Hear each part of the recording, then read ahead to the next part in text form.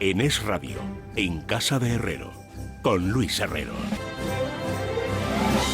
Muy buenas tardes, señoras y señores, bienvenidos al atardecer de este lunes día 8 de mayo de 2023. No lo podemos vender como noticia inesperada porque no lo es en absoluto, era una noticia cantada, pero lo cierto es que se ha ratificado. 2 de los 3 agentes sociales, los empresarios, aunque habría que hablar de la COE y también de la CEPIME, y uno de los 2 sindicatos mayoritarios, UGT, ya han ratificado el preacuerdo que alcanzaron el viernes de la semana pasada para subir un 10% los salarios durante los próximos 3 años, de aquí a 2025.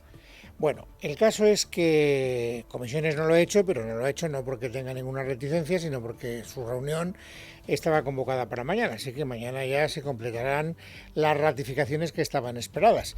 Y lo cierto es que, bueno, es una noticia que ya comentaron el viernes, que no añade nada a lo que ya sabíamos, salvo la consumación, pero con una advertencia que conviene dejar clara porque no todo el mundo la entiende. Es decir, esto no quiere decir que automáticamente todos los empresarios estén obligados a estas subidas que han pactado la patronal o los sindicatos. Son recomendaciones que se hacen y que muchos atenderán y otros no atenderán. De la misma manera que tampoco los sindicatos se tienen que conformar con estas subidas en todas las empresas. Habrá sindicatos, habrá, presiones en algunas empresas, quiero pensar, para que la subida salarial sea mayor de la pactada. Pero bueno, estas son las recomendaciones que hacen los llamados agentes sociales. Así que conozcamos cómo se ha producido esa ratificación y entremos en materia. Leticia Vaquero. Han estado todo el fin de semana terminando de perfilar el 5º acuerdo para el empleo y la negociación colectiva y hoy los actores principales del diálogo social han ido aprobando en sus respectivos órganos de gobierno la subida salarial del 4% en 2023 y del 3% para el 2024 y el 2025. La Junta Directiva de COE y CEPIME ha dado su aval por unanimidad al borrador esta misma mañana, aunque el sector crítico con Antonio Garamendi ha dicho no estar conforme con la cláusula de garantía salarial que se activaría en función de la evolución de la inflación y que por tanto podría implicar un alza adicional de hasta el 1%, una pequeña cesión a los sindicatos que también han tenido que renunciar a sus reclamaciones iniciales. Recordemos que pedían una subida salarial conforme al IPC, que ha llegado en España incluso hasta el 10%. Tampoco habrá compensación por la pérdida del poder adquisitivo en 2022. Hablamos de un borrador de 32 páginas que ya ha recibido el visto bueno de los empresarios, COE y CEPIME, como decimos, pero también de UGT. Mañana Comisiones Obreras tiene previsto ratificarlo en su comité federal y previsiblemente a mediados de esta semana se escenificará el acuerdo al que la patronal no quiere que vaya ningún miembro del gobierno. Quieren evitar que el Ejecutivo se apunte el tanto de este acuerdo y más la ministra de Trabajo. Y es que la semana pasada ya asistimos al rifirrafe entre Yolanda Díaz y Antonio Garamendi en este sentido. Hago un llamamiento de nuevo en este caso la patronal, a que se siente a negociar con los sindicatos. Pues lo que veo es que la ministra no pinta nada, lo digo sinceramente, es un tema bilateral, es un tema de los sindicatos y lo que le pide al gobierno es que se abstenga. Recuerdan hoy los empresarios que mientras Díaz les estaba presionando, los sindicatos y la patronal llevaban ya un mes negociando discretamente. Por eso marcan distancia con el gobierno que ya en 2018, en la firma del anterior acuerdo, hizo posar a su recién nombrada ministra de Trabajo tras la moción de censura contra Mariano Rajoy, Magdalena Valerio, con los actores sociales. Bueno, no ha habido muchas reacciones, les decía al principio, porque ya se habían producido las que se tenían que producir el viernes de la semana pasada. Nosotros hemos querido saber cómo han acogido este acuerdo en la patronal y se lo hemos preguntado al vicepresidente de la COE, que también es el presidente de ATA, Lorenzo Amor. Y lo primero que ha hecho Lorenzo Amor, cuando se lo hemos preguntado, es decir, desde luego sin ambajes, que se trata, en su opinión, de un buen acuerdo. Un acuerdo que consideramos responsable y de país, y alejado de la política y de las contiendas electorales. Un acuerdo que dará estabilidad a autónomos, empresas y a trabajadores. Un buen acuerdo que garantizará la paz social en los próximos años. Esta referencia a la paz social no es baladí, porque saben ustedes que los sindicatos, lo contaba hace un instante Leticia Vaquero, se habían puesto, digamos, como muy bravíos, ¿no? Habían tratado de presionar a la patronal diciendo como no lleguemos a un acuerdo en mayo, van ustedes a saber lo que de verdad es un otoño caliente, y habían anunciado movilizaciones muy amplias en todos los sectores. Por eso también para el gobierno es bueno, porque piensen que en otoño estaremos ya enfilando la recta que nos llevará a las elecciones en diciembre, a las generales, y por lo tanto todo lo que sea paz social es bueno para el gobierno, y todo lo que hubiera sido conflictividad hubiera sido en principio malo para el gobierno de Pedro Sánchez. Lorenzo Amor también ha tenido un recuerdo para el gobierno, y no precisamente cariñoso. Hay que saber entenderlo, y yo creo que se entiende sin ningún tipo de exégesis. Era falso que los empresarios no quisiéramos subir salarios.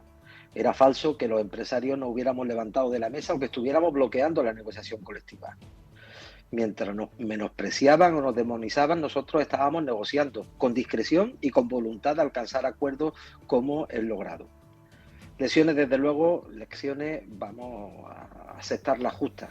Bueno, y en eso tiene razón, entre otras razones, porque el acuerdo que han alcanzado los empresarios y los sindicatos es una subida salarial superior a la de los funcionarios, que son, digamos, los trabajadores cuyo patrono, digámoslo así, es la propia administración pública. Y por lo tanto, pues ahí el gobierno tendrá que decir, pues efectivamente, las elecciones vamos a poder dar las justas a partir de este instante. Bueno, no se diferencian mucho de estas últimas declaraciones de Lorenzo Amor las que ha querido hacer esta mañana en Televisión Española la portavoz parlamentaria del Partido Popular, Cuca Gamarra. Que haya un acuerdo salarial entre empresarios y sindicatos es muy positivo. Y es muy positivo sobre todo porque lo que dice de nuestra economía es que tiene diálogo entre aquellos que son sus máximos protagonistas, que son el tejido económico y empresarial, que son los empresarios y que son los trabajadores. Y en ese sentido, este es el camino, que es muy distante y muy distinto de ese ataque frontal hacia los empresarios que está impulsando y promoviendo el gobierno. Bueno, aparte de defender a los sindicatos, también hay una velada alusión al protagonismo que ha querido incorporar el gobierno. Ya saben ustedes que Garamendi había dicho 2 días antes de que se firmara el acuerdo: yo no quiero saber nada del gobierno, que se quite del medio del gobierno, que no entorpezca las negociaciones, porque el gobierno no es interlocutor. En esta mesa de negociación nos sentamos los empresarios y los sindicatos y el gobierno no pinta nada. De hecho, Garamendi ha vuelto a insistir en que cuando haya fotografía no quiere al gobierno en esa fotografía. Este no es un acuerdo que se haya podido solventar, ha dicho, gracias a la participación del gobierno. Bueno, el PP, por lo tanto, pone el foco en la actitud dialogante de los empresarios y, sin embargo, Izquierda Unida, hoy ha salido Pablo Fernández, que es uno de sus portavoces, lo que pone es el foco en los sindicatos. Y además les dice a los sindicatos: a lo mejor nos hemos quedado un poco cortos, este incremento salarial podría haber sido un poquito más elevado. Nos parece una buena noticia la subida de los salarios, pero consideramos que esta puede ser mayor, porque es cierto que ha habido mucha pérdida de la capacidad adquisitiva para los trabajadores y trabajadoras, con lo cual es una buena noticia, pero consideramos que hay margen para que esa subida sea mayor y que debería haber un acrecentamiento mayor en la subida del salario mínimo interprofesional. Bueno, no le dediquemos mucho más tiempo a esta noticia porque insisto que tiene poco de novedosa. Es la crónica de una noticia anunciada y que además mañana tendría que recibir también la ratificación del sindicato que falta, que es Comisiones Obreras. Así que hablemos un poco de cómo está el panorama político cuando faltan solo 5 días para que empiece la campaña electoral de las autonómicas y de las municipales. Hoy ha habido varias encuestas, pero hay una que llama muy poderosamente la atención, porque primero la publica el diario El País, que no es un diario que se caracterice por estar cerca de las tesis del Partido Popular y que pronostica mayoría absoluta del Partido Popular en Madrid. Javier García. La última encuesta de 40DB para El País predice que la candidata del PP podrá gobernar en solitario gracias a alcanzar 69 escaños, uno más del límite de la mayoría absoluta. Díaz Ayuso lograría así un 46,6% de intención de voto, mientras que Unidas Podemos se quedaría en un 4,4%, es decir, por debajo del mínimo legal para entrar en la Asamblea Regional, lo que supone que sus 10 escaños actuales se repartirían entre el resto de partidos. Su candidata Alejandra Jacinto asegura que hay sectores que quieren hacerles desaparecer. Las encuestas nos han dado por muertos muchas veces y Podemos es un muerto muerto o muy vivo. Lo que se evidencia una vez más es que hay sectores interesados en hacernos desaparecer. Ahora toca gobernar en la Puerta del Sol y eso solo puede pasar si Podemos está fuerte. Mientras el PSOE conseguiría 27 diputados y Más Madrid 26, es decir, Juan Lobato conseguiría recuperar para los socialistas el liderazgo de la oposición en detrimento de Mónica García. El único partido que sube en todas las encuestas en Madrid es el PSOE. El resto en unas baja el PP, en otras baja Más Madrid. Las encuestas hay para todos los gustos, ¿no? Como la tortilla de patatas, pero todos sabemos dos cosas, que la tortilla de patatas con cebolla siempre y que Más Madrid sube y no tiene techo. Por último, Vox mantendría sus 13 diputados actuales. Bueno, esta es una encuesta que desde luego, como han visto, ha provocado algunas reacciones de hondo grado. Lo más significativo no es que Isabel Díaz Ayuso, en mi opinión, esto es una valoración personal y ustedes pueden naturalmente discrepar de ella como es lógico y natural. A mí lo que me parece más indicativo, lo que me parece más sorprendente y lo que me parece más de calado, no es que Isabel Díaz Ayuso alcance la mayoría absoluta, que también. Ahora mismo está gobernando en solitario sin haber alcanzado la mayoría absoluta, es decir, que le bastaría quedar cerca de la mayoría absoluta para que en principio no tuviera ninguna dificultad y revalidara un gobierno en solitario. Para mí lo más significativo es que Unidas Podemos no pasa el corte del 5% y por lo tanto Unidas Podemos se queda fuera de la Asamblea de Madrid. Esto es lo que permite, naturalmente, lo que facilita además la mayoría absoluta de Isabel Díaz Ayuso. Y el hecho de que Unidas Podemos desaparezca del arco parlamentario del Parlamento Autonómico de Madrid, pues tiene, en fin, una repercusión muy importante, porque tengan ustedes en cuenta que además tiene que acreditar su valor Unidas Podemos de cara a la negociación que tenga que establecer después con Yolanda Díaz de cara a las elecciones generales. Si no tiene representación en Madrid, ese valor se devalúa de una manera muy llamativa. Pablo Echenique, que es el portavoz parlamentario de Unidas Podemos, como saben, ha dejado muy claro que esta encuesta forma parte de una especie de consigna que han dictado las estructuras de poder para acabar con Podemos por tierra, mar y aire. Faltan 20 días escasos para que la gente vaya a votar el 28 de mayo y en esta campaña, como viene siendo habitual en los últimos 9 años, la consigna del bloque de poder está clara. Hay que acabar con Podemos, hay que matar a Podemos. ¿Y por qué? ¿Qué es lo que ha detectado o lo que ha determinado o lo que ha desencadenado, según Pablo Echenique, esta cacería contra Podemos? Escuchen su razonamiento. Por eso, porque hacemos este tipo de propuestas, que obviamente no gustan a Ana Patricia Botín o al señor Juan Roch, porque nos atrevemos a pronunciar sus nombres y sus apellidos, por eso la consigna es acabar con Podemos, como lleva siendo en los últimos 9 años. Bueno, aquí hay una contradicción entre lo que dicen unos y lo que dicen otros dirigentes de Unidas Podemos, porque si nosotros analizamos cuál es la gran novedad política que coloca a Unidas Podemos en una situación de debilidad, llegaríamos a la conclusión que es la irrupción de Sumar. Es verdad que Sumar como tal no se presenta en las elecciones madrileñas, ahí se presenta Más Madrid, pero luego veremos que en las encuestas generales y en otras comunidades autónomas, pues Podemos está pagando caro el hecho de que ya cotice, demoscópicamente hablando, la plataforma de Yolanda Díaz. Por eso no sé si es muy compatible lo que dice el señor Echenique de la consigna dictada por la estructura de poder con lo que dice el portavoz de Unidas Podemos, Pablo Fernández, saludando como muy buena noticia el hecho de que Yolanda Díaz vaya a hacer campaña en favor también de los candidatos de Unidas Podemos. Pues es una buena noticia que Yolanda Díaz vaya a hacer campaña por las candidatas y candidatos de Unidas Podemos, como venimos reivindicando en las últimas semanas, así que es una buena noticia. Bueno, se habla mucho de Madrid porque Madrid ya saben que es la capital de España y suele ser el escaparate de muchas de las tendencias políticas que después se van confirmando en otros lugares de la geografía nacional. Pero hay elecciones en muchas más comunidades autónomas y en todos y cada uno de los municipios del mapa. Y hoy le han preguntado a la portavoz del Partido Popular, a Cuca Gamarra, en esa entrevista televisiva esta mañana, que cuáles eran los objetivos que se marcaba su partido para llegar al 28M y poder decir hemos cumplido las expectativas que nos habíamos formado previamente. Escuchen la respuesta. Pues mire, nuestros dos principales objetivos son, en primer lugar, ganar las elecciones municipales en España, y las autonómicas no se celebran en todos los sitios, pero es decir, ser el partido más votado en España, y gobernar a partir del 28 de mayo en más ayuntamientos y en más comunidades autónomas. Bueno, si analizamos estas declaraciones, veremos que la encuesta de Madrid no le aportaría, por lo tanto, gran cosa al Partido Popular, porque el Partido Popular ya gobierna en Madrid.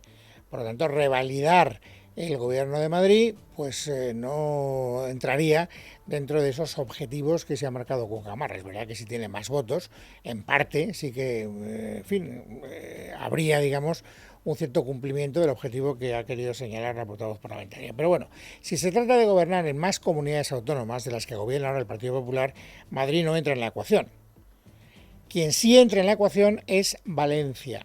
¿Y por qué quiero hacer esta paradiña, este énfasis en esa comunidad autónoma? Porque también hoy el diario El País, la empresa que hace para él las encuestas, 40DB, hace una encuesta de lo que va a pasar en la Comunidad Valenciana, que es, dicen algunos, como el Ohio de Estados Unidos, como la que marca lo que después va a ser una tendencia general de voto en el resto del territorio nacional. Y es muy curioso porque, según una encuesta de 40DB, hay muchas posibilidades de que Chimo Puig revalide la mayoría. ¿Por qué? Porque Unidas Podemos sí que rebasa en Valencia el índice del 5%. Pero ojo, solo lo rebasa por 3 décimas. 40DB le está dando a Unidas Podemos una estimación de voto del 5,3%.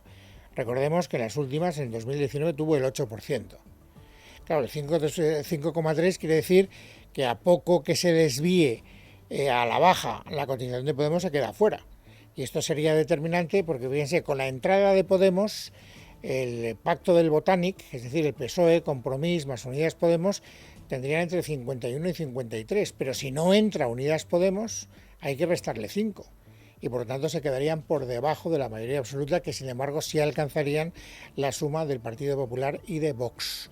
Por eso, insisto, a mí me parece que es uno de los lugares donde la noche electoral va a tener más emoción. ¿Qué pasa en Valencia? Y sobre todo, ¿qué pasa desde el punto de vista de Unidas Podemos? Si cruza o no cruza ese límite del 5% que determinará que tenga o no tenga representación parlamentaria.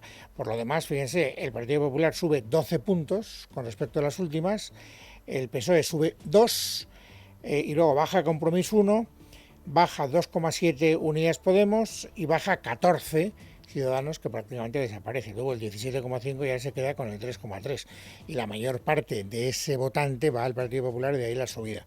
Bueno, aquí es donde también se juega un poco la batalla, porque el 3,3% de voto de Ciudadanos ahora mismo podría determinar, si los votantes cambiaran durante la campaña por aquello del voto útil de apuesta parlamentaria, pues todo podría quedar en un ay. Esta es una de las apuestas más inciertas que hay el día 28 de diciembre, porque la balanza se puede inclinar de un lado o del otro.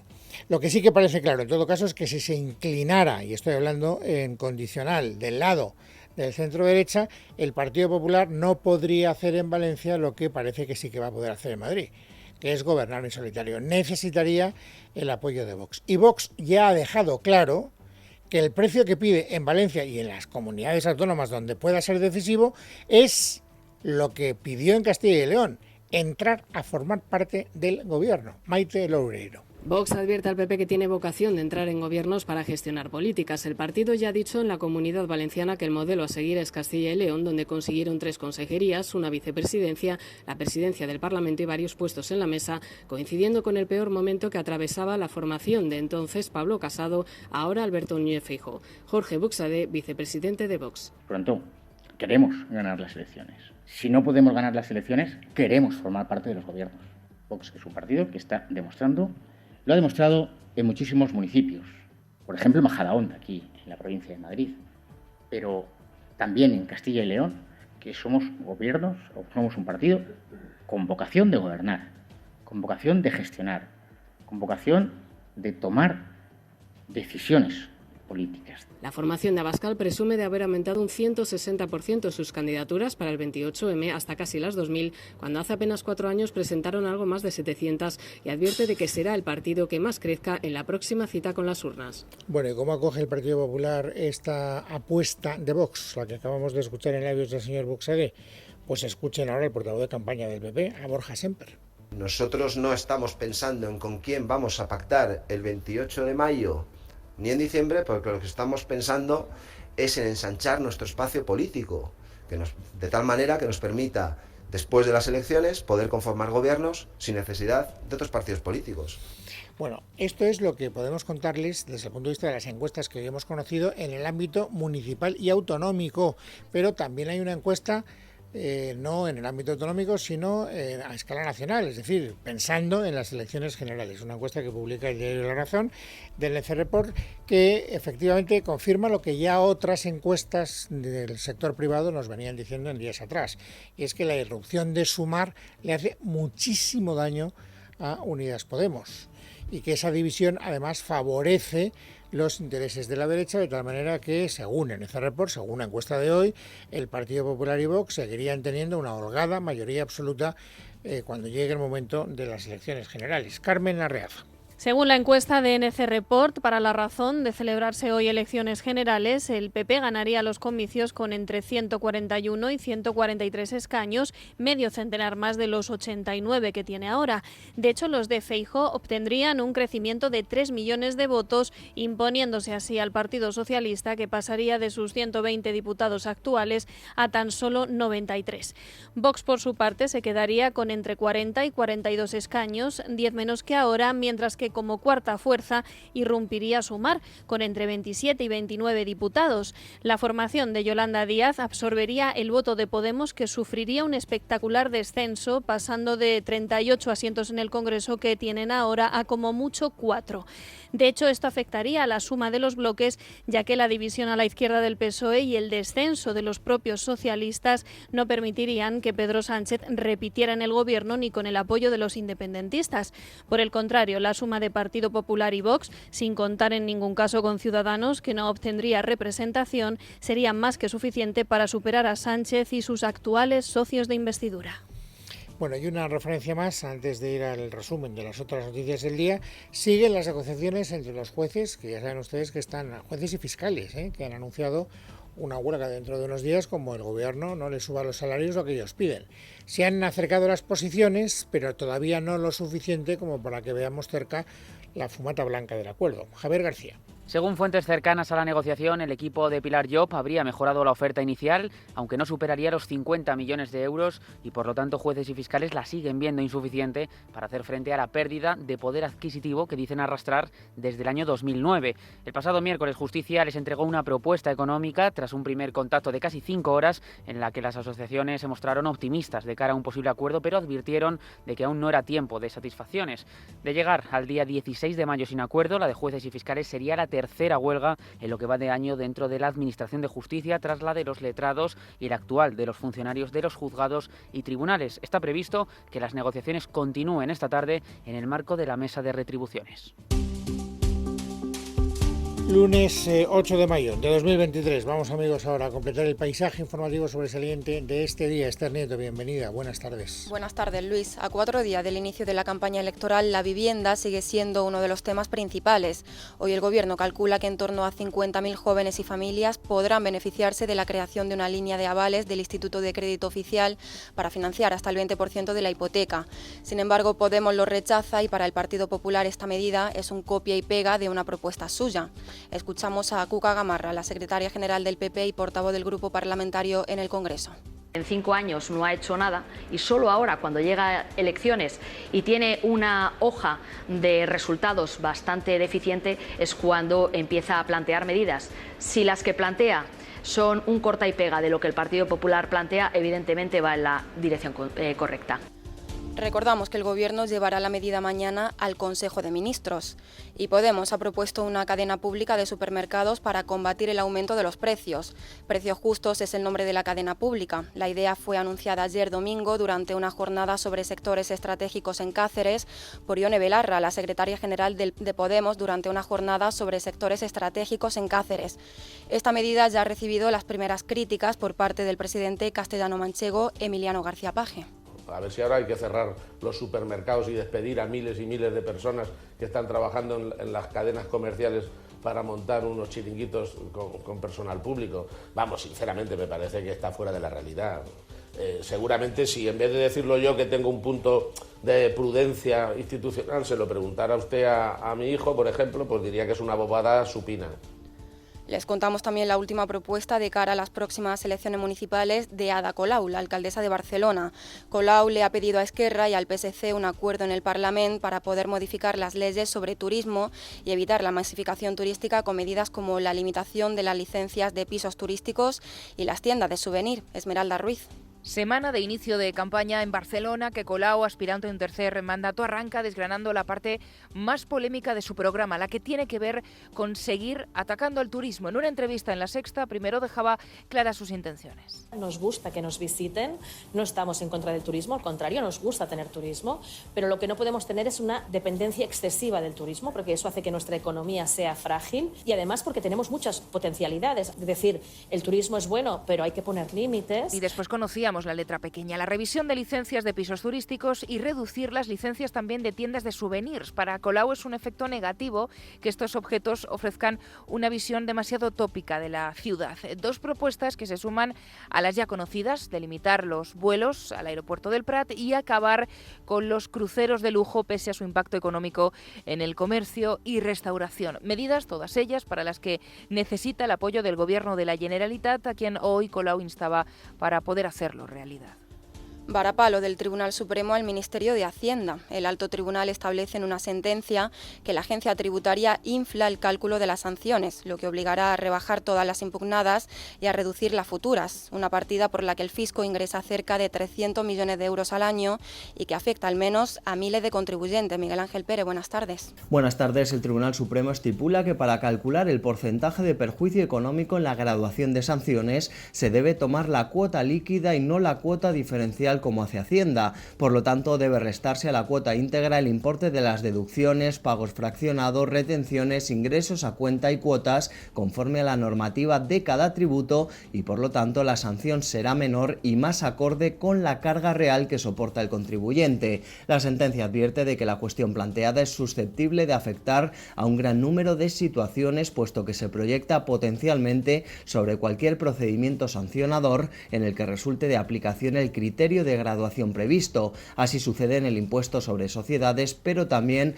en otros impuestos como el IRPF. El fallo del que es ponente el magistrado Francisco José Navarro Sanchís cuenta con un voto particular discrepante de dos magistrados que advierten de que la discusión debería haberse elevado al Tribunal Constitucional. 18 personas han resultado heridas en un atropello múltiple después de que un coche irrumpiese en la celebración de una verbena en Vilanova de Arousa, en Pontevedra, y chocase contra una carpa. Entre los hospitalizados hay 4 personas en estado grave, una de ellas menor de edad, Maite Garrido. El coche que colisionó, causando 18 heridos, estaba ocupado por 2 personas. La conductora, de 81 años de edad, y su marido, el histórico contrabandista conocido como Falconetti, con antecedentes por tráfico de hachís y que también fue juzgado y absuelto por presunto blanqueo de capitales procedentes del narcotráfico.